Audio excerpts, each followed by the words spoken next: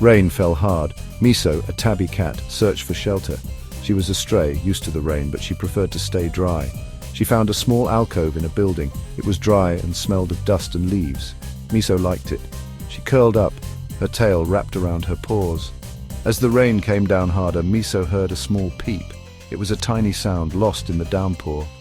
She lifted her head and looked around. There, in a nest of twigs and leaves, was a small bird. It was wet and shivering. The bird was very young. It had a few fluffy feathers, but not enough to keep it warm. Miso watched it, her green eyes curious. She had never seen anything so small and helpless. The little bird peeped again, a small, scared sound. Miso stood up and walked closer. She was a gentle cat, even though she had to be tough to survive on the streets. She wouldn't hurt the bird. Miso sniffed the bird gently.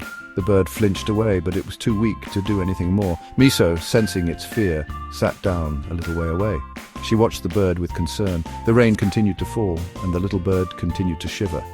Miso knew she couldn't leave it there. She had to do something to help.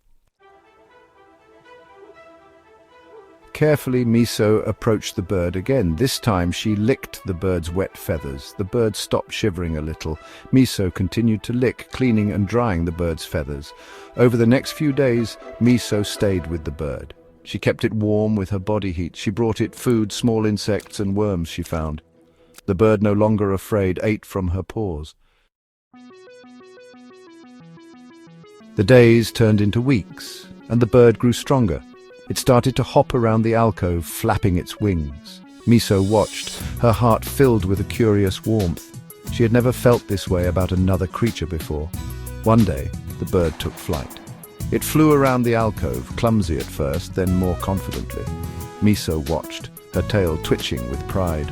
When the bird landed back next to her, she nuzzled it gently. The bird, now strong and healthy, chirped happily.